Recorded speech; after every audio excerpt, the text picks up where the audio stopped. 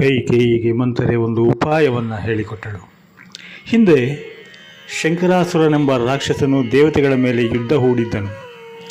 ದೇವತೆಗಳಿಗೆ ಅವನನ್ನು ಗೆಲ್ಲಲಾಗಲಿಲ್ಲ. ಆಗ ದೇವೇಂದ್ರನು ದಶರಥನನ್ನು ತಮ್ಮ ಸಹಾಯಕ್ಕಾಗಿ ಕರೆದನು. ದಶರಥನ ಜೊತೆ ಕೈಕೇಯಿಯು ಯುದ್ಧರಂಗಕ್ಕೆ ಹೋದಳು. ಯುದ್ಧ ನಡೆಯುತ್ತಿದ್ದಾಗ ರಾಕ್ಷಸರು ಪ್ರಯೋಗಿಸಿದ ಅಸ್ತ್ರಗಳಿಂದ ದಶರಥನು ಮೂರ್ಛಿತನಾಗಿ ಬಿದ್ದುಬಿಟ್ಟನು.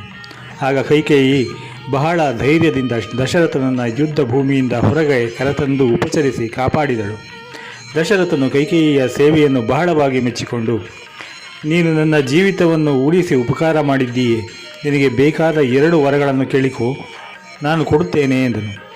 ಕೈಕೇಯಿ, ಮಹಾರಾಜ, ನನಗೆ ಸದ್ಯಕ್ಕೆ ಯಾವ ವರದ ಅಗತ್ಯವೂ ಇಲ್ಲ. ಮುಂದೆ ಯಾವಾಗಲಾದರೂ ಬೇಕಾದಾಗ ಈ ವರಗಳನ್ನು ಉಪಯೋಗಿಸಿಕೊಳ್ಳುತ್ತೇನೆ ಎಂದಿದ್ದನು. ಮಂಥರೆಯು ಈ ವಿಷಯವನ್ನು ಕೈಕೇಯಿಗೆ ಜ್ಞಾಪಿಸಿ, ನೀನು ಈಗ ದಶರಥನ ಬಳಿ 2 ವರಗಳನ್ನು ಕೇಳಿಕೋ. ಮೊದಲನೆಯದು ಶ್ರೀರಾಮ 14 ವರ್ಷ ವನವಾಸಕ್ಕೆ ಹೋಗಬೇಕೆಂಬುದು. 2ನೆಯದು ನಿನ್ನ ಮಗ ಭರತನಿಗೆ ಪಟ್ಟಾಭಿಷೇಕ ಮಾಡಬೇಕು ಎಂಬುದು. ಕೈಕೇಯಿಗೆ ಮಂಥರೆಯ ಸಲಹೆಯನ್ನು ಕೇಳಿ ಬಹಳ ಸಂತೋಷವಾಯಿತು. ಈ ವರಗಳನ್ನು ಹೇಗಾದರೂ ಪಡೆಯಬೇಕೆಂದು ನಿಶ್ಚಯಿಸಿ ಅವಳು ಮತ್ತೊಬ್ಬ ದಾಸಿಯನ್ನು ಕರೆದು, ಮಹಾರಾಜರನ್ನು ಕೂಡಲೇ ಕರೆದುಕೊಂಡು ಬಾ ಎಂದು ಹೇಳಿ ಕಳುಹಿಸಿದಳು. ದಶರಥನು ಪಟ್ಟಾಭಿಷೇಕದ ಸಂಭ್ರಮದಲ್ಲಿದ್ದ. ಕೈಕೇಯಿ ತನ್ನನ್ನು ನೋಡಬೇಕು ಎಂದು ತಿಳಿದ ಕೂಡಲೇ ಅವನು ಅವಳ ಅರಮನೆಗೆ ಬಂದ. ಕೈಕೇಯಿ ಕೋಪಿಸಿಕೊಂಡು ಕುಳಿತಿದ್ದಳು. ಅದನ್ನು ನೋಡಿ ದಶರಥನಿಗೆ ಆಶ್ಚರ್ಯವಾಯಿತು. ರಾಣಿ, ನಿನ್ನ ಮುಖವೇಕೆ ಕುಂದಿದೆ? ನೀನು ಕೋಪಗೊಂಡಂತೆ ತೋರುತ್ತದೆ. ಇದಕ್ಕೆ ಕಾರಣವೇನು? ನಿನಗೆ ಏನು ಕೆಲಸ ಆಗಬೇಕಾಗಿದೆ ಹೇಳು, ನಾನು ಖಂಡಿತ ಮಾಡಿಕೊಡುತ್ತೇನೆ, ಸಂಶಯ ಬೇಡ ಎಂದು ರಮಿಸಿದನು.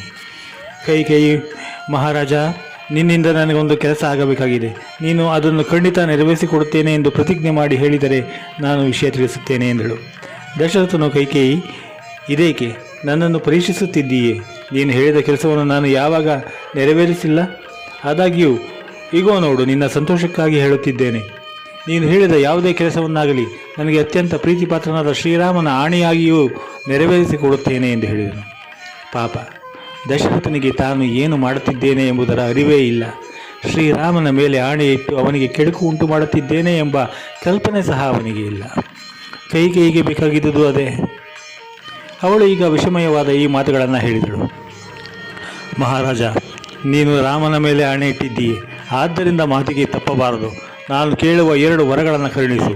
ಈಗ ರಾಮನ ಪಟ್ಟಾಭಿಷೇಕಕ್ಕೆ ಏರ್ಪಾಡು ಮಾಡುತ್ತಿದ್ದೀಯಲ್ಲವೇ, ಅದನ್ನು ಕೂಡಲೇ ನಿಲ್ಲಿಸಿ ಅದರ ಬದಲು ನನ್ನ ಮಗ ಭರತನಿಗೆ ಪಟ್ಟಾಭಿಷೇಕವನ್ನು ನೆರವೇರಿಸು. ಇದು ಮೊದಲನೆಯ ವರ. 2ನೆಯದು, ರಾಮನು ನಾರು ಬಟ್ಟೆಯನ್ನು ಉಟ್ಟು ಚರ್ಮವನ್ನು ಹೊದೆದು ಜಟೆಯನ್ನು ಧರಿಸಿ 14 ವರ್ಷಗಳವರೆಗೆ ಅರಣ್ಯಕ್ಕೆ ಹೋಗಿರಬೇಕು. ಇವೆರಡು ವರಗಳನ್ನು ಕರುಣಿಸು ಎಂದಳು.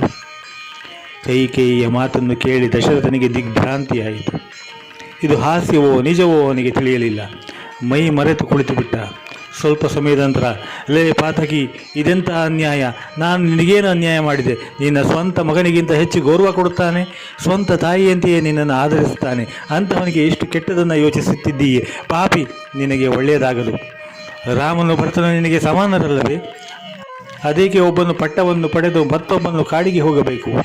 ಶ್ರೀರಾಮನು ಭಯಂಕರವಾದ ಅರಣ್ಯದಲ್ಲಿ ವಾಸ ಮಾಡಬೇಕು ಎಂದು ಹೇಳಲು ನಿನಗೆ ಬಾಯಾದರೂ ಹೇಗೆ ಬಂತು? ರಾಮನನ್ನು ಕಂಡರೆ ಪ್ರಜೆಗಳಿಗಿರುವ ಪ್ರೀತಿ ನಿನಗೆ ತಿಳಿಯದೇನು? ಈ ವಿಷಯ ತಿಳಿದರೆ ಅವರು ಸುಮ್ಮನಿರುವರೆ? ನನ್ನನ್ನು, ನಿನ್ನನ್ನು, ಎಲ್ಲರನ್ನು ಹೀನಾಮಾನ ಬೈಯೋದಿಲ್ಲವೇ? ಅಯ್ಯೋ ಕೈಕೇಯಿ, ನಿನಗೆ ಏಕೆ ಈ ದುರ್ಬುದ್ಧಿ ಬಂದಿತು? ನಿನ್ನನ್ನು ಬೇಡಿಕೊಳ್ಳುತ್ತೇನೆ, ಈ ವಿಷಯದಲ್ಲಿ ಹಠ ಮಾಡಬೇಡ. ದಯವಿಟ್ಟು ಉದಾರ ಮನಸ್ಸನ್ನು ತೋರು ಎಂದನು. ಮಾತನಾಡುತ್ತಿದ್ದ ಹಾಗೆ ಅವನಿಗೆ ಪ್ರಜ್ಞೆ ತಪ್ಪಿತು. ದಶರಥನ ದೈನ್ಯಾವಸ್ಥೆಯನ್ನು ಕಂಡು ಕೈಕೇಯಿಗೆ ಸ್ವಲ್ಪವೂ ಮರುಕ ಉಂಟಾಗಲಿಲ್ಲ. ಬದಲು ಅವಳಿಗೆ ಕೋಪ ಬಂತು. ಮಹಾರಾಜ, ಇದೇನು ಪ್ರಲಾಪ? ಕೇಳಿದ ವರವನ್ನು ಕೊಡುತ್ತೇನೆ ಎಂದು ರಾಮನ ಮೇಲೆ ಆಣೆಯಿಟ್ಟು ಹೇಳಿ ಈಗ ಅಳುತ್ತಾ ಇದ್ದೀಯೆ. ಇದು ನಾಚಿಕೆಗೇಡು. ನನಗೆ ಬೇಕಾದ್ದು 2 ವರ. ಒಂದು ಭರತನ ಪಟ್ಟಾಭಿಷೇಕ, ಇನ್ನೊಂದು ರಾಮನ ವನವಾಸ. ಈ 2 ವರಗಳನ್ನು ನನಗೆ ನೀಡಲೇಬೇಕು. ಆಡಿದ ಮಾತಿಗೆ ತಪ್ಪಕೂಡದು ಎಂದಳು.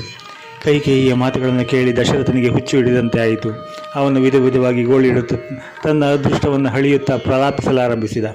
ಕೈಕೇಯಿ, ನಿನ್ನ ಸೌಂದರ್ಯದ ಹಿಂದೆ ಅಡಗಿರುವ ವಿಷಯವನ್ನು ನಾನು ಕಾಣಲಿಲ್ಲ. ಸುಂದರವಾದುದೆಲ್ಲ ಒಳ್ಳೆಯದೆಂದು ನಂಬಿ ಮೂರ್ಖನಾದೆ.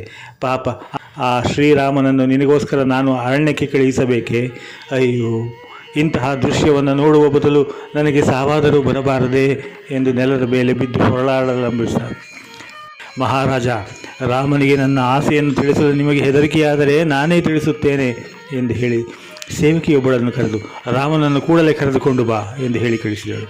ಕೈಕೇಯಿ ಕರೆಯುತ್ತಿದ್ದಾಳೆ ಎಂದು ತಿಳಿದ ಕೂಡಲೇ ರಾಮನು ಅಲ್ಲಿ ಬಂದನು. ಅಲ್ಲಿನ ದೃಶ್ಯವನ್ನು ನೋಡಿ ಅವನಿಗೆ ಬಹಳ ಆಶ್ಚರ್ಯವಾಯಿತು, ಹಾಗೆ ಸಂಕಟವೂ ಆಯಿತು. ತಂದೆ ಒಂದು ಕಡೆ ನೆಲದ ಮೇಲೆ ಪ್ರಜ್ಞೆ ತಪ್ಪಿ ಬಿದ್ದಿದ್ದಾರೆ. ಕೈಕೇಯಿ ರಾಮನನ್ನು ನೋಡುತ್ತಾ ಮತ್ತೊಂದು ಕಡೆ ನಿಂತಿದ್ದಾಳೆ. ಶ್ರೀರಾಮನು ಕೈಕೇಯಿಗೆ ನಮಸ್ಕಾರ ಮಾಡಿ, ಚಿಕ್ಕಮ್ಮ, ತಂದೆಯವರು ಇದೇಕೆ ಇಷ್ಟೊಂದು ದುಃಖಿತರಾಗಿದ್ದಾರೆ? ನನ್ನನ್ನು ಕಂಡು ಮಾತನಾಡುತ್ತಿಲ್ಲವಲ್ಲ, ಇದಕ್ಕೆ ಕಾರಣವೇನು? ಅರಿಯದೆ ನಾನೇನಾದರೂ ತಪ್ಪು ಮಾಡಿರುವೆನೆ ಎಂದು ಕೇಳಿದನು. ಶ್ರೀರಾಮ, ನಾನು ನಿನ್ನ ತಂದೆಯವರನ್ನು 2 ವರ ಕೇಳಿದೆ. ಮೊದಲು ಕೇಳಿದ ವರ ಕೊಡುತ್ತೇನೆ ಎಂದು ಪ್ರತಿಜ್ಞೆ ಮಾಡಿ ನಿನ್ನ ತಂದೆಯವರು ಈಗ ವರವನ್ನು ಕೊಡುವುದಕ್ಕೆ ಹಿಂದು ಮುಂದೆ ನೋಡುತ್ತಿದ್ದಾರೆ. ಇದರಿಂದ ಆಡಿದ ಮಾತಿಗೆ ತಪ್ಪಿದರು ಎಂಬ ಅಪಕೀರ್ತಿ ಅವರಿಗೆ ಬರುತ್ತದೆ.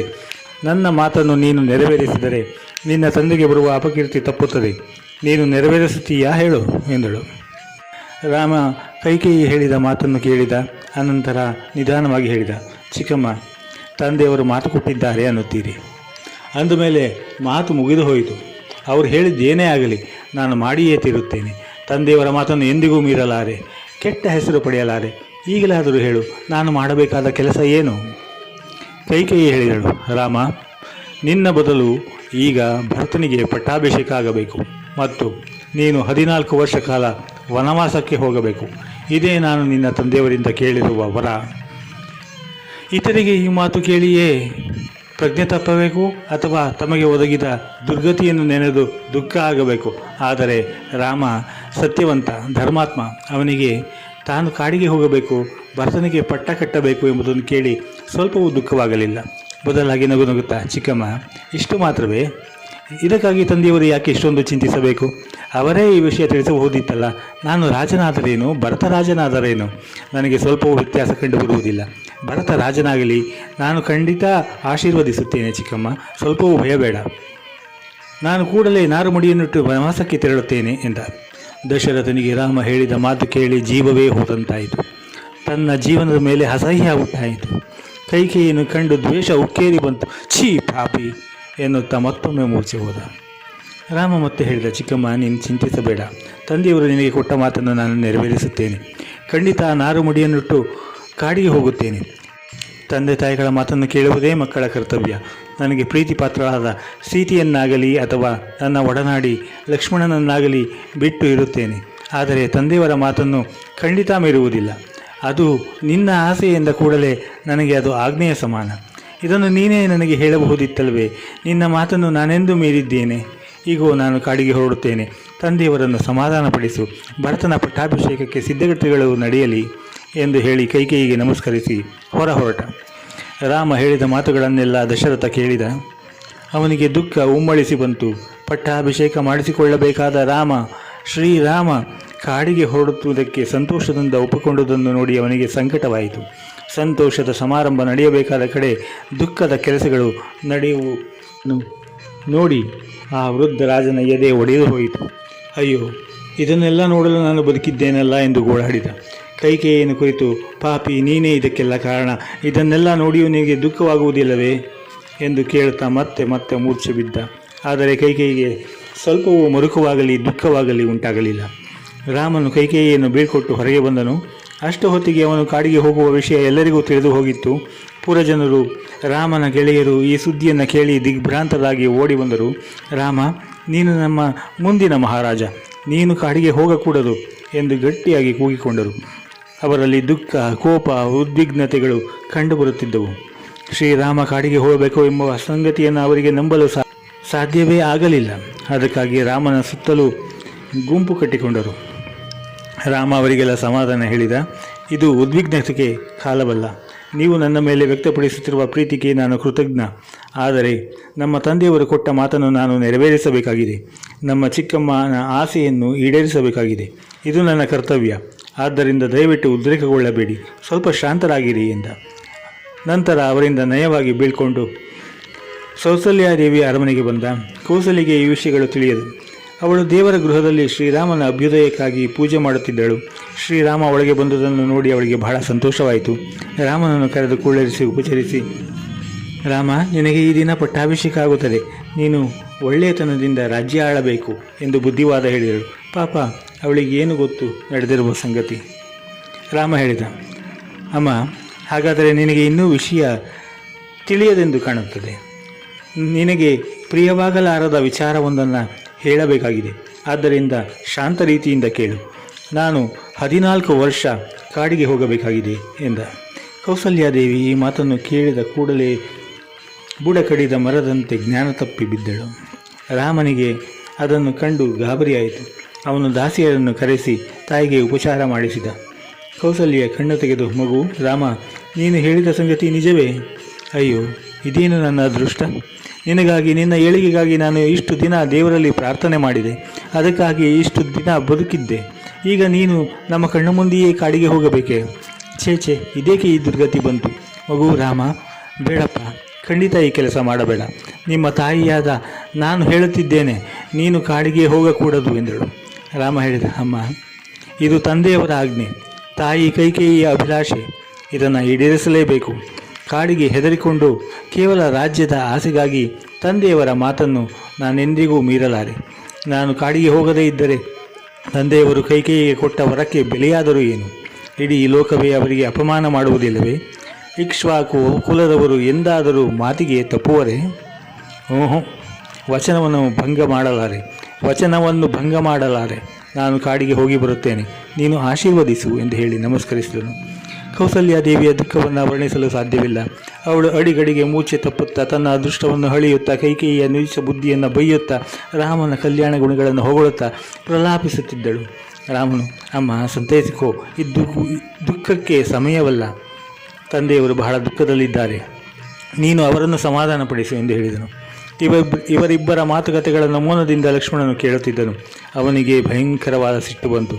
ಅಣ್ಣ, ಹೆಂಗಸೊಬ್ಬಳ ಮಾತಿಗೆ ಬೆಲೆ ಕೊಟ್ಟು ನೀನು ಕಾಡಿಗೆ ಹೋಗುವುದು ಉಚಿತವಲ್ಲ. ಅವಳು ನಿನಗೆ ಕಾಡಿಗೆ ಹೋಗಲು ಹೇಳುವ ಕಾರಣವಾದರೂ ಸ್ವಾರ್ಥವಲ್ಲವೇ? ತನ್ನ ಸ್ವಂತ ಮಗ ಪಟ್ಟಕ್ಕೆ ಬರಲಿ ಎಂಬ ದುರಾಸೆ. ಇಂತಹ ಮಾತಿಗೆ ನೀನು ಬೆಲೆ ಕೊಡಕೂಡದು ಎಂದು ಹೇಳಿದನು. ಆಗ ರಾಮನ, ಲಕ್ಷ್ಮಣ, ಇಲ್ಲಿ ನಾವು ಕೈಕೇಯಿಯ ಉದ್ದೇಶದ ಬಗ್ಗೆ ಮಾತನಾಡಬಾರದು. ತಂದೆಯವರ ಮಾತಿಗೆ ಬೆಲೆ ಕೊಡಬೇಕು. ನಾವು ಆಡಿದ ಮಾತಿಗೆ ಎಂದು ತಪ್ಪಬಾರದು. ಪರಶುರಾಮನು ತನ್ನ ತಂದೆಯ ಆಜ್ಞೆಯನ್ನು ಕೇಳಿ ಸ್ವತಃ ತಾಯಿಯ ತಲೆಯನ್ನೇ ಕಡಿದು ಹಾಕಲಿಲ್ಲವೇ? ಸಗರನ ಮಕ್ಕಳು ಸಾಗರವನ್ನೇ ಅಗೆಯಲಿಲ್ಲವೇ? ಆದುದರಿಂದ ತಂದೆಯ ಮಾತು ನಮಗೆ ಆಜ್ಞೆಯ ಸಮಾನ. ನೀನು ಕೋಪವನ್ನು ಬಿಡು. ತಂದೆಯವರನ್ನು, ತಾಯಿಯನ್ನು ನೋಡಿಕೋ. ಕೈಕೇಯಿಯ ಮೇಲೆ ಕೋಪಿಸಿಕೊಳ್ಳಬೇಡ. ಅವಳು ಕೆಟ್ಟ ಹೆಂಗಸು ಎಂದು ಹಳಿಯಬೇಡ. ಪಾಪ, ಇದರಲ್ಲಿ ಅವಳ ತಪ್ಪು ಏನೂ ಇಲ್ಲ. ಅವಳು ಕೆಟ್ಟ ಮಾತು ಆಡಿರುವುದನ್ನು ನೀನು ಎಂದಾದರೂ ಕೇಳಿದ್ದೀಯಾ? ನಿನ್ನನ್ನು ಭರತನಂತೆಯೇ ಪ್ರೀತಿಸುತ್ತಿರಲಿಲ್ಲವೇ? ಆದರೂ ಈ ದಿನ ಹೀಗೇಕೆ ಮಾತನಾಡಿದಳು ಎಂದು ಕೇಳುತ್ತೀಯಲ್ಲವೇ? ಇದೇ ದೈವೇಚ್ಛೆ ಎನ್ನುವುದು. ಇಂದು ಕೈಕೇಯಿ ಆಡುತ್ತಿರುವ ಮಾತು ಅವಳದಲ್ಲ, ಅದನ್ನು ದೈವವೇ ಅವಳ ಬಾಯಿಯಿಂದ ಹೇಳಿಸುತ್ತಿದೆ. ಇದರ ಹಿಂದಿರುವ ಉದ್ದೇಶ ನಮಗೆ ತಿಳಿಯದು. ಆದ್ದರಿಂದ ದೊಡ್ಡವರು ಆಡಿದ ಮಾತುಗಳು ಸರಿಯೇ ತಪ್ಪೇ ಎಂದು ವಿಮರ್ಶಿಸುವುದಕ್ಕೆ ನಾವು ಹೋಗಬಾರದು. ನೀನು ಕೋಪವನ್ನು ತ್ಯಜಿಸಿ ನನ್ನ ಪ್ರಯಾಣಕ್ಕೆ ಸಿದ್ಧ ಮಾಡು ಎಂದು ಹೇಳಿದನು. ಮತ್ತು ಕೌಸಲ್ಯೆಯನ್ನು ಕುರಿತು, ಅಮ್ಮ, ನಾನು ಕಾಡಿಗೆ ಹೋಗಿ ಬರುತ್ತೇನೆ ಎಂದು ಹೇಳಿ ನಮಸ್ಕರಿಸಿದನು. ಕೌಸಲ್ಯೆಯು ಶ್ರೀರಾಮನಿಗೆ ಆಶೀರ್ವಾದ ಮಾಡುತ್ತಾ, ಮಗು, ವಿಶ್ವಾಮಿತ್ರರು ನಿನಗೆ ಅನುಗ್ರಹಿಸಿದ ಅಸ್ತ್ರಗಳು ನಿನ್ನನ್ನು ಸದಾ ಕಾಪಾಡಲಿ. ಅರಣ್ಯದಲ್ಲಿರುವಾಗ ಅಲ್ಲಿರುವ ಸಮಿತ್ತುಗಳು, ದರ್ಭೆಗಳು, ಪವಿತ್ರಗಳು, ಅಗ್ನಿ ವೇದಿಕೆಗಳು, ಆಶ್ರಮಗಳು, ಬೆಟ್ಟಗಳು, ನದಿಗಳು, ಗಿಡ ಮರಗಳು, ಪಶು ಪಕ್ಷಿ ಪ್ರಾಣಿಗಳು ನಿನ್ನನ್ನು ಕಾಪಾಡಲಿ. ಕಾಡಿನಲ್ಲಿ ನಿನಗೆ ಯಾವುದೇ ವಿಪತ್ತು ಬರದಿರಲಿ. ಕಾಡಾನೆ, ಸಿಂಹ, ಹುಲಿ ಮುಂತಾದ ಕ್ರೂರ ಪ್ರಾಣಿಗಳು ನಿನಗೆ ತೊಂದರೆ ನೀಡದಿರಲಿ. ಅಗ್ನಿವಾಯುಗಳು ನಿನ್ನನ್ನು ಕಾಪಾಡಲಿ ಎಂದು ಆಶೀರ್ವದಿಸಿದಳು. ಶ್ರೀರಾಮನ ಅವಳಿಗೆ ಮತ್ತೊಮ್ಮೆ ನಮಸ್ಕರಿಸಿ ಅಂತಃಪುರಕ್ಕೆ ಹಿಂತಿರುಗಿದನು. ಸೀತೆ ಅಲ್ಲಿ ರಾಮನಿಗಾಗಿ ಕಾದಿದ್ದಳು. ತನ್ನ ಇನಿಯನ ಪಟ್ಟಾಭಿಷೇಕಕ್ಕೆ ಎಂದು ಬಹಳ ಹರ್ಷದಲ್ಲಿದ್ದಳು. ಈ ಮೊದಲು ನಡೆದ ಘಟನೆಗಳೇನು ಅವಳಿಗೆ ತಿಳಿಯದು. ಪಾಪ, ರಾಮನನ್ನು ನೋಡಿ ಅವಳಿಗೆ ಆಶ್ಚರ್ಯವಾಯಿತು. ಅದಕ್ಕೆ ನನ್ನ ಪತಿ ಮಲಿನ ವಸ್ತ್ರವನ್ನು ಧರಿಸಿದ್ದಾನೆ, ಮಂಗಳ ಕಂಕಣವನ್ನು ಇನ್ನೂ ಧರಿಸಿಲ್ಲಬೇಕೆ? ಮುಖದಲ್ಲಿ ಗೆಲುವೇ ಇಲ್ಲವಲ್ಲ ಎಂದು ಚಿಂತೆಗೊಂಡಳು. ಹಾಗೆಯೇ ಅವನನ್ನು ಕೇಳಿದಳು. ರಾಮ ಹೇಳಿದ, ಪ್ರಿಯ ಸೀತೆ, ನಿನಗೆ ಅಪ್ರಿಯವಾದ ವಾರ್ತೆಯನ್ನು ಹೇಳಬೇಕಾಗಿದೆ. ನಾನು ಈ ದಿನ ಕಾಡಿಗೆ ಹೊರಡುವವನಿದ್ದೇನೆ. ಇನ್ನು 14 ವರ್ಷ ನಾನು ಕಾಡಿನಲ್ಲಿಯೇ ವಾಸ ಮಾಡುತ್ತೇನೆ. ಸೀತೆಗೆ ರಾಮನು ಹೇಳಿದ ಸಂಗತಿಯನ್ನು ನಂಬಲಿಕ್ಕಾಗಲಿಲ್ಲ. ಕಾಡಿಗೆ ಏಕೆ ಎಂದು ಕೇಳಿದಳು. ಹೌದು ಸೀತೆ, ಇದು ತಂದೆಯವರ ಆಜ್ಞೆ. ನಾನು ಕಾಡಿಗೆ ಹೋಗಲೇಬೇಕು. ಭರತನಿಗೆ ಪಟ್ಟ ಆಗಬೇಕು ಎಂದು ತಾಯಿ ಕೈಕೇಯಿ ತಂದೆಯನ್ನು ವರ ಕೇಳಿದಳು. ನಮ್ಮ ತಂದೆಯವರ ಆ ಮಾತನ್ನು ನಾನು ನೆರವೇರಿಸಬೇಕಲ್ಲವೇ? ಆದುದರಿಂದ ನಾನು ಕಾಡಿಗೆ ಹೋಗಬೇಕಾಗಿದೆ. ನೀನು ಅರಮನೆಯಲ್ಲಿ ಜಾಗರೂಕಳಾಗಿರು. ನಮ್ಮ ತಂದೆ ತಾಯಿಯರನ್ನು ನೋಡಿಕೊಳ್ಳುವ ಜವಾಬ್ದಾರಿ ನಿನ್ನದು. ಇನ್ನು ಮೇಲೆ ಭರತನ ರಾಜ, ಅವನಿಗೆ ಮರ್ಯಾದೆಯನ್ನು ಸಲ್ಲಿಸಬೇಕು. ನಿನ್ನ ಸಹಾಯಕ್ಕಾಗಿ ಲಕ್ಷ್ಮಣ ಇಲ್ಲಿಯೇ ಇರುತ್ತಾನೆ. 14 ವರ್ಷ ಬಹುಬೇಗ ಕಳೆದು ಹೋಗುತ್ತದೆ, ನೀನು ಚಿಂತಿಸಬೇಡ ಎಂದ. ಈಗ ಸೀತೆಗೆ ರಾಮ ಹೇಳುವುದು ತಮಾಷೆಯಲ್ಲ, ನಿಜ ಎಂಬುದು ಗೊತ್ತಾಯಿತು. ಅವಳಿಗೆ ಒಂದು ಕ್ಷಣ ದುಃಖವಾಯಿತು. ಆದರೂ ಕೂಡಲೇ ಸಾವರಿಸಿಕೊಂಡಳು. ಹಿರಿಯರ ಮಾತನ್ನು ನೆರವೇರಿಸಲು ತನ್ನ ಪತಿ ನಿಶ್ಚಯಿಸಿದ್ದಾರೆ. ಇದರಲ್ಲಿ ತಾನು ಮಾಡಬೇಕಾದುದೇನಿದೆ? ಏನಿದ್ದರೂ ಪತಿಯ ಹಾದಿಯಲ್ಲಿ ನಡೆಯಬೇಕಾದುದು ನನ್ನ ಕರ್ತವ್ಯ. ಹಾಗೆಂದು ನಿಶ್ಚಯಿಸಿ ಅವಳು ರಾಮನಿಗೆ ಹೇಳಿದಳು. ನೀವು ಹೇಳಿದ ಸಂಗತಿ ತಿಳಿಯಿತು. ನೀವು ಮಾಡುತ್ತಿರುವುದು ಸರಿಯೋ ತಪ್ಪೋ ಎಂದು ವಿಮರ್ಶಿಸುವ ಬುದ್ಧಿ ನನ್ನದಲ್ಲ. ಆದರೆ ನೀವು ಕಾಡಿಗೆ ಒಬ್ಬರೇ ಹೇಗೆ ಹೋಗುವಿರಿ? ನೀವು ಕಾಡಿಗೆ ಹೋದರೆ ನಾನು ನಿಮ್ಮ ಕೈ ಹಿಡಿದವಳು, ನಿಮ್ಮ ಕಷ್ಟ ಮತ್ತು ಸುಖದಲ್ಲಿ ಸಮಭಾಗಿಯಾಗಬೇಕಾದವಳು. ಇಲ್ಲಿ ಅರಮನೆಯಲ್ಲಿ ಸುಖವಾಗಿರಬೇಕೇನು? ಇದು ಖಂಡಿತ ಸಾಧ್ಯವಿಲ್ಲ. ನಾನು ನಿಮ್ಮ ಹಿಂದೆಯೇ ಕಾಡಿಗೆ ಬರುತ್ತೇನೆ ಎಂದಳು. ರಾಮನಿಗೆ ಸೀತೆಯ ಮಾತು ಕೇಳಿ ಆಶ್ಚರ್ಯವಾಯಿತು. ಸೀತೆ ರಾಜಕುಮಾರಿ, ಸುಕುಮಾರಿ, ಅರಮನೆಯಲ್ಲೇ ಬೆಳೆದವಳು, ಕಷ್ಟವನ್ನೇ ಅರಿಯದವಳು. ಅವಳು ತನ್ನ ಹಿಂದೆ ಕಾಡಿನಲ್ಲಿ ಬರುವುದೇ? ಅವನು ನಯವಾಗಿ ಹೇಳಿದ, ಸೀತೆ, ಕಾಡು ನಿನ್ನಂತಹ ಹೆಂಗಸಿಗೆ ಸರಿ ಹೊಂದುವುದಿಲ್ಲ, ಸರಿ ಹೋಗುವುದೂ ಇಲ್ಲ. ಅಲ್ಲಿ ನಡೆಯಲು ರಸ್ತೆ ಇಲ್ಲ, ದಾರಿಯಲ್ಲಿ ಕಲ್ಲು ಮುಳ್ಳು ಅಲ್ಲದೆ ಹಗಲು ರಾತ್ರಿ ಬಿಸಿಲು ಮಳೆ ಎನ್ನದೇ ಓಡಾಡಬೇಕು. ವಾಸ ಮಾಡಲು ಮನೆ ಇಲ್ಲ, ಜೊತೆಗೆ ಗೆಳೆಯರಿಲ್ಲ, ಕ್ರೂರ ಮೃಗಗಳು ವಾಸಿಸುತ್ತವೆ. ಆದ್ದರಿಂದ ಇದು ನಿನಗೆ ಸರಿ ಹೋಗುವುದಿಲ್ಲ.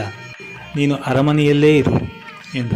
ಸೀತೆ ಹೇಳಿದಳು, ನೀವು ಈಗ ತಾನೇ ತಂದೆಯವರ ಆಜ್ಞೆ ಎಂದು ಹೇಳಿ ನಿಮ್ಮ ಕರ್ತವ್ಯ ಮಾಡುತ್ತಿದ್ದೀರಿ. ಹೆಂಡತಿ ಎಂಬುವಳಿಗೂ ಒಂದು ಕರ್ತವ್ಯವಿದೆ. ಅದೆಂದರೆ ಪತಿಯನ್ನು ನೆರಳಿನಂತೆ ಹಿಂಬಾಲಿಸುವುದು. ನೀವಿದ್ದ ಕಡೆ ಮುಳ್ಳು ಹಾದಿಯೂ ಮೆತ್ತಗಿರುತ್ತದೆ. ನೀವು ನನ್ನ ಜೊತೆ ಇದ್ದರೆ ನನಗೆ ಅದಾವ ಕ್ರೂರ ಪ್ರಾಣಿಗಳ ಭಯ? ಮರದ ನೆರಳಿದ್ದರೆ ಅದೇ, ಪಾಳು ಮಂದಿರವಿದ್ದರೆ ಅದೇ ನಮ್ಮ ಮನೆ ಆಗುತ್ತದೆ. ಈ ಬಗ್ಗೆ ಸ್ವಲ್ಪವೂ ಚಿಂತಿಸಬೇಡಿ. ಕಾಡಿನಲ್ಲಿ ಹಗಲಾದರೇನು, ರಾತ್ರಿ ಆದರೇನು, ಎಲ್ಲವೂ ಒಂದೇ ಅಲ್ಲವೇ? ಹಸಿವಾದಾಗ ಏನಾದರೂ ತಿನ್ನುವುದು, ನಿದ್ದೆ ಬಂದಾಗ ಸ್ಥಳ ಸಿಕ್ಕಿದ ಕಡೆ ಮಲಗುವುದು, ಎಚ್ಚರವಾದಾಗ ಮುಂದೆ ಹೋಗುವುದು, ಇಷ್ಟೇ ತಾನೇ. ನನಗೆ ಖಂಡಿತ ತೊಂದರೆಯಾಗುವುದಿಲ್ಲ. ಬದಲಿಗೆ ನನ್ನನ್ನು ಅರಮನೆಯಲ್ಲಿ ಬಿಟ್ಟು ನೀವೊಬ್ಬರೇ ಕಾಡಿಗೆ ಹೋದರೆ ನನ್ನ ಮನಸ್ಸಿಗೆ ಆಗುವ ತೊಂದರೆಯನ್ನು ಹೇಳಲಾರೆ. ಆದ್ದರಿಂದ ನಾನು ನಿಮ್ಮ ಹಿಂದೆಯೇ ಬರುವವಳು ಎಂದು ಹೇಳಿದಳು. ರಾಮನಿಗೆ ಸೀತೆಯು ತನ್ನ ಹಠವನ್ನು ಬಿಡಲಾರಳು ಎಂದು ಮನವರಿಕೆ ಆಯಿತು. ಅವನು ಲಕ್ಷ್ಮಣನ ಕುರಿತು, ಲಕ್ಷ್ಮಣ, ನೀನಾದರೂ ನಿಮ್ಮ ಅತ್ತಿಗೆಗೆ ಬುದ್ಧಿ ಹೇಳು ಎಂದ. ಲಕ್ಷ್ಮಣನು, ಅಣ್ಣ, ನಾನೇ ನಿನ್ನ ಜೊತೆ ಕಾಡಿಗೆ ಬರುತ್ತಿರುವಾಗ ಅತ್ತಿಗೆಗೆ ನಾನೇನು ಹೇಳಬಲ್ಲೆ ಎಂದು ಕೇಳಿದನು. ರಾಮನು ಆಶ್ಚರ್ಯಚಕಿತನಾಗಿ, ಏನು, ನೀನು ನಮ್ಮ ಜೊತೆ ಕಾಡಿಗೆ ಬರುವಿಯಾ? ಬೇಡ ಲಕ್ಷ್ಮಣ, ನೀನು ನಮ್ಮ ಜೊತೆ ಬಂದುಬಿಟ್ಟರೆ ತಂದೆ ತಾಯಿಗಳನ್ನು ನೋಡುವವರು ಯಾರು? ಕಾಡಿಗೆ ಹೋಗಬೇಕೆಂಬ ಆಜ್ಞೆಯಾಗಿರುವುದು ನನಗೊಬ್ಬನಿಗೆ. ಆದ್ದರಿಂದ ನೀನೇಕೆ ವೃತಾಶ್ರಮ ಪಡಬೇಕು? ನೀನು ಕಾಡಿಗೆ ಬರಕೂಡದು ಎಂದನು. ಲಕ್ಷ್ಮಣನು, ಅಣ್ಣ, ಈ ವಿಷಯದಲ್ಲಿ ಅಡ್ಡಿ ಬರಬೇಡ. ನಾನು ನಿನ್ನನ್ನು ಬಿಟ್ಟು ಹೇಗೆ ತಾನೇ ಜೀವಿಸಬಲ್ಲೆ? ನಾವಿಬ್ಬರು ಚಿಕ್ಕಂದಿನಿಂದ ಒಟ್ಟಿಗೆ ಬೆಳೆದವರಲ್ಲವೇ? ವಿಶ್ವಾಮಿತ್ರನ ಜೊತೆಯಲ್ಲೂ ಸಹ ನಾವಿಬ್ಬರೂ ಒಟ್ಟಿಗೆ ಹೋಗಲಿಲ್ಲವೇ? ನಾನೆಂದರೆ ನೀನು, ನೀನೆಂದರೆ ನಾನು ಎನ್ನುವಂತೆ ಇದ್ದೇವಲ್ಲವೇ? ಅಂತಹದರಲ್ಲಿ ನೀನೊಬ್ಬನೇ ಕಾಡಿಗೆ ಹೋಗುವುದು ಸರಿಯಲ್ಲ. ನಾನು ನಿಮ್ಮೊಡನೆ ಬರುತ್ತೇನೆ. ನಿಮಗೆ ದಾರಿಯಲ್ಲಿ ಅಡ್ಡಲಾದ ಮುಳ್ಳು ಕಲ್ಲುಗಳನ್ನು ತೆಗೆಯುತ್ತೇನೆ. ಪರ್ಣ ಕುಟೀರವನ್ನು ಸಿದ್ಧಪಡಿಸುತ್ತೇನೆ. ಪ್ರಾಣಿಗಳನ್ನು ಬೇಟೆಯಾಡುತ್ತೇನೆ. ನೀವು ಮಲಗಿದಾಗ ಎಚ್ಚರವಾಗಿದ್ದು ಕಾವಲಿರುತ್ತೇನೆ. ನಿಮಗೆ ಪಾನೀಯಗಳನ್ನು ಸಿದ್ಧಪಡಿಸುತ್ತೇನೆ. ಈ ರೀತಿಯಾಗಿ ಸದಾ ನಿಮ್ಮ ಸೇವೆ ಮಾಡುತ್ತೇನೆ. ನೀವು ಖಂಡಿತ ಅಡ್ಡಿ ಮಾಡಬಾರದು. ಭರತ ಶತ್ರುಘ್ನರು ತಂದೆ ತಾಯಿಗಳನ್ನು ನೋಡಿಕೊಳ್ಳುತ್ತಾರೆ. ಆದ್ದರಿಂದ ಈ ಬಗ್ಗೆಯೂ ಚಿಂತೆ ಬೇಡ ಎಂದನು. ರಾಮನು ಇನ್ನೇನು ತಾನೇ ಮಾಡಿಯನು. ಮೌನವಾಗಿಯೇ ತನ್ನ ಸಮ್ಮತಿಯನ್ನು ಕೊಟ್ಟನು. ಮೂವರು ಪ್ರಯಾಣಕ್ಕೆ ಸಿದ್ಧರಾದರು. ಶ್ರೀರಾಮ, ಲಕ್ಷ್ಮಣ, ಸೀತೆಯರು ಕಾಡಿಗೆ ಹೋಗುವುದು ನಿಶ್ಚಯವಾಯಿತು.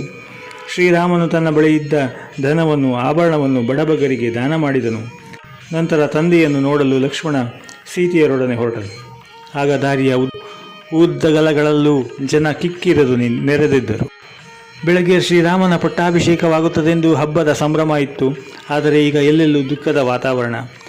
ಪ್ರೀತಿ ಪಾತ್ರನಾದ ರಾಜಕುಮಾರನು ಅರಮನೆಯನ್ನು ತ್ಯಜಿಸಿ ಅರಣ್ಯಕ್ಕೆ ಹೋಗುವನು ಎಂಬ ಸಂಗತಿ ಅವರಿಗೆ ನುಂಗಲಾರದ ತುತ್ತಾಗಿತ್ತು. ಅವರೆಲ್ಲರೂ ಶ್ರೀರಾಮನು ಧರ್ಮಿಷ್ಠ, ದೀನಬಂಧು, ಅಂತಹವನು ಈಗ ಕಾಡಿಗೆ ಹೋಗಬೇಕಾಗಿದೆ. ಅಂದರೆ ಧರ್ಮಾತ್ಮರಿಗೆ ಇಲ್ಲಿ ಜಾಗವಿಲ್ಲ. ಇಂತಹ ಸ್ಥಳದಲ್ಲಿ ನಾವಾದರೂ ಏಕೆ ಇರಬೇಕು? ಯಾವ ದೇಶದಲ್ಲಿ ಸತ್ಯಕ್ಕೆ, ಧರ್ಮಕ್ಕೆ ಬೆಲೆಯಿಲ್ಲವೋ ಅಂತಹ ರಾಜ್ಯ ಕಾಡಿಗಿಂತ ಕೆಟ್ಟದ್ದು. ಪ್ರಜೆಗಳಿಗೆ ಅಲ್ಲಿ ನ್ಯಾಯ ದೊರೆಯಲಾರದು. ಆದ್ದರಿಂದ ನಾವು ಕಾಡಿಗೆ ಹೋಗೋಣ, ಶ್ರೀರಾಮನ ಜೊತೆಯಲ್ಲಿ ಇದ್ದು ಬಿಡೋಣ ಎಂದು ಗಟ್ಟಿಯಾಗಿ ಮಾತನಾಡಿಕೊಳ್ಳುತ್ತಿದ್ದರು. ಶ್ರೀರಾಮನು ದಶರಥನ ಅರಮನೆಗೆ ಹೋದನು. ದಶರಥನು ಎಲ್ಲರನ್ನೂ ಒಳಕ್ಕೆ ಬರ ಹೇಳಿದನು. ಶ್ರೀರಾಮನನ್ನು ಕಂಡ ಕೂಡಲೇ ಅವನಿಗೆ ದುಃಖ ಉಕ್ಕಿ ಬಂತು ಮತ್ತು ರಾಮನನ್ನು ಅಪ್ಪಿಕೊಂಡನು. ಶ್ರೀರಾಮನು, ಮಹಾರಾಜ, ನಾನು ಹೋಗಿ ಬರುತ್ತೇನೆ. ಲಕ್ಷ್ಮಣ ಸೀತೆಯರು ನನ್ನೊಡನೆ ಕಾಡಿಗೆ ಬರುತ್ತಾರೆ. ನೀನು ನಮಗೆ ಆಶೀರ್ವದಿಸು. ನಿನ್ನ ಆಶೀರ್ವಾದವೇ ನಮ್ಮನ್ನು ರಕ್ಷಿಸುತ್ತದೆ ಎಂದನು. ದಶರಥನು, ರಾಮ, ನಾನು ಮಾಡಿದ ಕೆಲಸ ತಪ್ಪು. ವರವನ್ನು ಕೊಡುವಾಗ ಯಾರು ಯೋಗ್ಯರು ಯಾರು ಅಯೋಗ್ಯರು ಎಂದು ನಾನು ಚಿಂತಿಸಲಿಲ್ಲ. ಅಪಾತ್ರರಿಗೆ, ಯೋಗ್ಯತೆ ಇಲ್ಲದವರಿಗೆ ಈ ರೀತಿ ವರಗಳನ್ನು ಕೊಟ್ಟರೆ ಆಗುವ ಅನರ್ಥ ಏನೆಂದು ಈಗ ನನಗೆ ಗೊತ್ತಾಗಿದೆ. ನನ್ನ ತಪ್ಪಿನಿಂದ ನೀನು ಕಷ್ಟ ಅನುಭವಿಸಬೇಕಾಗಿದೆ. ನಾನು ಬಹಳ ಪಾಪಿ, ನನ್ನನ್ನು ಕ್ಷಮಿಸು ಎಂದನು. ಶ್ರೀರಾಮನು, ಮಹಾರಾಜ, ನೀನು ನಿನ್ನನ್ನೇ ಹೇಳಿದುಕೊಳ್ಳುವುದು ಸರಿಯಲ್ಲ. ಇದರಲ್ಲಿ ಯಾರ ತಪ್ಪೂ ಇಲ್ಲ.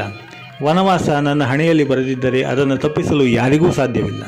ಅದು ಅಲ್ಲದೆ ಕಾಡಿಗೆ ಹೋಗುವುದಕ್ಕೆ ನನಗೆ ಕೊಂಚವೂ ದುಃಖವಿಲ್ಲ. ನನ್ನ ಪ್ರೀತಿ ಪಾತ್ರರಾದ ಲಕ್ಷ್ಮಣ ಸೀತೆಯರು ನನ್ನೊಡನೆ ಬರುವರಲ್ಲವೇ? ಅಲ್ಲದೆ ವಿಶ್ವಾಮಿತ್ರರೊಡನೆ ಕಾಡಿಗೆ ಹೋಗಿದ್ದರಿಂದ ನಮಗೆ ಅಲ್ಲಿ ವಾಸ ಮಾಡುವುದು ಚೆನ್ನಾಗಿ ಅಭ್ಯಾಸವಾಗಿದೆ. ಆದ್ದರಿಂದ ನೀನು ನಮ್ಮನ್ನು ಆಶೀರ್ವದಿಸಿ ಅರಣ್ಯಕ್ಕೆ ಕಳುಹಿಸು ಎಂದನು. ದಶರಥನು, ಮಗು, ಹೋಗಿ ಬಾ. ನೀನು ಸತ್ಯವಂತ, ಧರ್ಮನಿಷ್ಠ. ನಿನ್ನ ಮನಸ್ಸನ್ನು ತಿರುಗಿಸಲು ಯಾರಿಗೂ ಸಾಧ್ಯವಿಲ್ಲ. ನಿಮಗೆ ಅರಣ್ಯದಲ್ಲಿ ಯಾವ ತೊಂದರೆಗಳು ಬಾರದೇ ಇರಲಿ. ದೇವತೆಗಳು ನಿಮ್ಮನ್ನು ಸದಾ ಕಾಪಾಡಲಿ ಎಂದು ಹಾರೈಸಿದನು. ಅನಂತರ ತನ್ನ ಉದ್ವೇಗವನ್ನು ತಡೆದುಕೊಳ್ಳಲಾರದೆ, ರಾಮ, ಇನ್ನು ಈ ರಾಜ್ಯದಲ್ಲಿರಲಾರೆ. ನಾನು ಸಹ ಕಾಡಿಗೆ ಬರುತ್ತೇನೆ. ನನ್ನ ಪರಿವಾರವೂ ನಿನ್ನ ಹಿಂದೆಯೇ ಬರುತ್ತದೆ. ನಾವೆಲ್ಲ ಬೇಕಾದ ವಸ್ತುಗಳನ್ನು, ಸೈನ್ಯವನ್ನು, ದನಗಳನ್ನು ಕರೆದುಕೊಂಡು ಕಾಡಿಗೆ ಹೊರಟು ಹೋಗೋಣ. ಅಲ್ಲಿಯೇ ಬೇರೊಂದು ರಾಜ್ಯವನ್ನು ಕಟ್ಟಿ ವಾಸ ಮಾಡೋಣ. ಈ ಜನರಿಲ್ಲದ ರಾಜ್ಯದಲ್ಲಿ ಕೈಕೇಯಿ ಅವಳ ಮಗಳೊಡನೆ ರಾಜ್ಯವಾಳಿಕೊಂಡಿರಲಿ ಎಂದನು.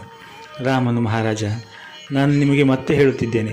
ನಾನು ಅರಣ್ಯಕ್ಕೆ ಲಕ್ಷ್ಮಣ ಸೀತೆಯರೊಡನೆ ಮಾತ್ರ ಹೋಗುತ್ತಿದ್ದೇನೆ. ನೀವು ಯಾರೂ ನನ್ನನ್ನು ಹಿಂಬಾಲಿಸಬಾರದು.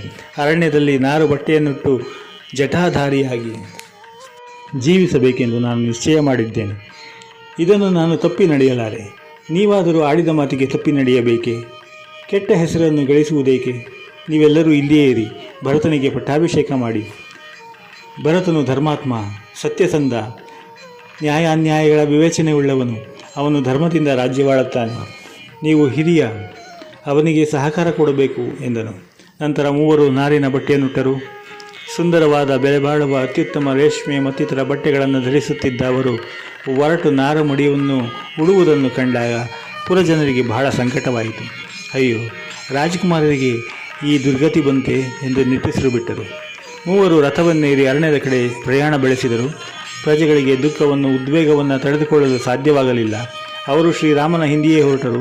ರಥವು ಎಷ್ಟೇ ವೇಗವಾಗಿ ಹೋದರೂ ಪುರಜನರು ಅಷ್ಟೇ ವೇಗವಾಗಿ ಹಿಂಬಾಲಿಸುತ್ತಿದ್ದರು. ನಾವು ನಿಮ್ಮ ಹಿಂದೆಯೇ ಬರುತ್ತೇವೆ. ನಮಗೆ ಅಯೋಧ್ಯೆ ಬೇಡ. ನಿಮ್ಮ ಜೊತೆ ಅರಣ್ಯದಲ್ಲಿ ವಾಸ ಮಾಡುತ್ತೇವೆ ಎಂದರು. ಶ್ರೀರಾಮನು ರಥವನ್ನು ನಿಲ್ಲಿಸಿ, ಪುರಜನರೇ, ನೀವು ಮಾಡುತ್ತಿರುವುದು ಸರಿಯಲ್ಲ. ಅಯೋಧ್ಯೆಯಲ್ಲಿ ಮಹಾರಾಜ ದುಃಖದಲ್ಲಿದ್ದಾನೆ. ನಮ್ಮ ತಾಯಿಯೂ ಸಹ ವ್ಯಥೆಯಲ್ಲಿದ್ದಾಳೆ. ನೀವೆಲ್ಲರೂ ಅಯೋಧ್ಯೆಗೆ ಹಿಂದಿರುಗಿ ದಶರಥನನ್ನು, ಕೌಸಲ್ಯಾದೇವಿಯನ್ನು ಸಮಾಧಾನಪಡಿಸಿ ಭರತನಿಗೆ ಸಹಕಾರ ನೀಡಿ 14 ವರ್ಷಗಳು ಕಳೆದ ಕೂಡಲೇ ನಾವು ಹಿಂತಿರುಗುತ್ತೇವೆ ಎಂದು ಆಶ್ವಾಸನೆ ನೀಡಿ ಅವರನ್ನು ಹಿಂದಕ್ಕೆ ಕಳಿಸಿದನು. ಆ ದಿನ ಅಯೋಧ್ಯೆಯಲ್ಲಿ ದುಃಖದ ಕಾರ್ಮಾಡುಗಳು ಕವಿದಿದ್ದವು. ಎಲ್ಲಿ ನೋಡಿದರೂ ಕೆಟ್ಟ ಶಕುನಗಳೇ. ಪುರಜನರು ದುಃಖದಿಂದ ಅಳುತ್ತಾ ವಿಲಪಿಸುತ್ತಿದ್ದರು. ಯಾರೂ ಆ ದಿನ ಒಲೆ ಹಚ್ಚಲಿಲ್ಲ, ಯಾರೂ ನಿದ್ದೆ ಮಾಡಲಿಲ್ಲ. ಎಂತಹ ಧರ್ಮಾತ್ಮನನ್ನು ನಾವು ಕಾಡಿಗೆ ಅಟ್ಟಬೇಕಾಯಿತಲ್ಲ. ಇನ್ನು ಅಯೋಧ್ಯೆಗೆ ಏನು ಗತಿ? ನಮ್ಮ ರಾಜ್ಯ ಸುಭಿಕ್ಷವಾಗಿರುವುದೇ? ಧರ್ಮ ಉಳಿಯುವುದೇ? ದೇವತೆಗಳು ನಮ್ಮನ್ನು ರಕ್ಷಿಸುವರೇ? ಕಾಲಕ್ಕೆ ಮಳೆ ಬೆಳೆ ಆಗುವುದೇ? ಮೂಕ ಪ್ರಾಣಿಗಳಿಗೆ ಮೇವು ಸಿಗುವುದೇ? ರಾಜ್ಯ ಅಧರ್ಮವಾದರೆ ದೇವತೆಗಳು ಕೋಪಿಸಿಕೊಳ್ಳುವುದಿಲ್ಲವೇ ಎಂದು ದುಃಖಿಸುತ್ತಾ ಇದ್ದರು. ಅರಮನೆಯಲ್ಲೂ ದುಃಖದ ವಾತಾವರಣ. ದಶರಥನ ದುಃಖವನ್ನಾದರೂ ವರ್ಣಿಸಲು ಸಾಧ್ಯವೇ ಇರಲಿಲ್ಲ. ವರ್ಣಿಸಲೇ ಅಸಾಧ್ಯ. ಒಂದು ಸಲ ಶ್ರೀರಾಮನ ಗುಣಗಳನ್ನು ನೆನೆದು ದುಃಖದಲ್ಲಿ ಮುಚ್ಚಿ ಹೋಗುವನು. ಮತ್ತೊಮ್ಮೆ ತಾನು ಮಾಡಿದ ತಪ್ಪಿಗಾಗಿ ತಲೆ ಚೆಚ್ಚಿಕೊಳ್ಳುವನು. ಇನ್ನೊಮ್ಮೆ ಕೈಕೇಯಿಯ ನೀಚ ಕೆಲಸಕ್ಕಾಗಿ ಕ್ರೂರವಾಗಿ ಶಾಪ ಕೊಡುವನು. ತನ್ನ ಪೂರ್ವಜನ್ಮದ ಕರ್ಮವನ್ನು ಹಳೆಯುವನು. ಕೌಸಲ್ಯೆಯು ದುಃಖದಿಂದ ಕಂಗೆಟ್ಟು ಹೋಗಿದ್ದಳು. ರಾಮನ ಬಾಲ್ಯವನ್ನು, ಅವನ ಆಟಪಾಠಗಳನ್ನು ನೆನೆದು ಅವಳ ಕಣ್ಣಿನಲ್ಲಿ ನೀರು ಕೋಡಿಯಾಗಿ ಹರಿಯಿತು. ತನ್ನ ಸವತಿಯೇ ತನ್ನ ಮಗನನ್ನು ಕಡೆಗಣಿಸಿದ್ದನ್ನು ಕಂಡು ಅವಳ ದುಃಖ ಇಮ್ಮಡಿಯಾಗಿತ್ತು. ನನ್ನ ಕಂದ ಕಾಡಿನಲ್ಲಿ ಅಲೆದಾಡಿಕೊಂಡು ಗೆಡ್ಡೆ ಗೆಣಸುಗಳನ್ನು ತಿನ್ನಬೇಕಲ್ಲ, ಸುಕುಮಾರಿ ಸೀತೆ ಈ ಕಷ್ಟಗಳನ್ನು ಹೇಗೆ ಸಹಿಸಿಯಾಳು? ಇವರಿಗೆ ಹೀಗೆ ಕಷ್ಟ ಬರಲು ಕಾರಣವೇನು? ನಾನು ಯಾವ ಜನ್ಮದಲ್ಲಿ ಯಾರಿಗೆ ಕೆಟ್ಟದ್ದು ಮಾಡಿದ್ದೇನೋ ಎಂದು ಪ್ರಲಾಪಿಸಿದಳು. ಸುಮಿತ್ರೆಯು ಕೌಸಲೆಯನ್ನು ಸಮಾಧಾನಪಡಿಸಿದಳು. ಶ್ರೀರಾಮನು ಪುರಜನರನ್ನು ಬಿಟ್ಟುಕೊಂಡು ಲಕ್ಷ್ಮಣ ಸೀತೆಯರೊಡನೆ ಪ್ರಯಾಣ ಮುಂದುವರಿಸಿದನು. ಸುಮಂತನು ಅವರೊಡನೆ ಸ್ವಲ್ಪ ದೂರ ಹೋದನು. ದಾರಿಯಲ್ಲಿ ಶ್ರೀರಾಮನು ಸುಮಂತನನ್ನು ಕುರಿತು, ಮಾನ್ಯರೇ, ನಮ್ಮ ತಂದೆಯವರು ತೀರಾ ಚಿಂತಿಸದಂತೆ ನೋಡಿಕೊಳ್ಳಿ. ಭರತನು ತನ್ನ ತಾಯಿಯ ಮೇಲೆ ರೇಗದಿರಲಿ. ನನ್ನ ನಮಸ್ಕಾರಗಳನ್ನು ಹಿರಿಯರಿಗೆಲ್ಲ ತಿಳಿಸಿ ಎಂದನು. ಹಾಗೆಯೇ ಅವರು ಕೌಸಲ ರಾಜ್ಯದ ಗಡಿಯನ್ನು ದಾಟಿದರು.